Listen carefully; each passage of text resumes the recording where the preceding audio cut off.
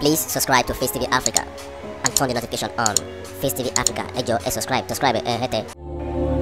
Face TV was Swoby. Happy birthday to you, Fathia. Happy birthday to you.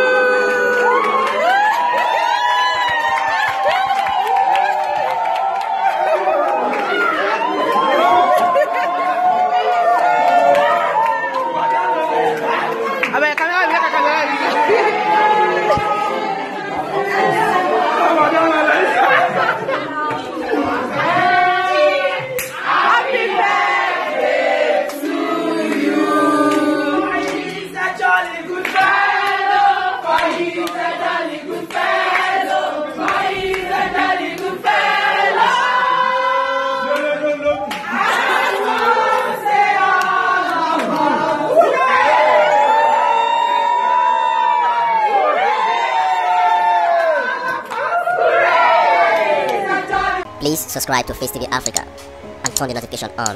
Facetv Africa, ẹ jọ̀ọ́ ẹ subscribe hete. Face TV was Swoby.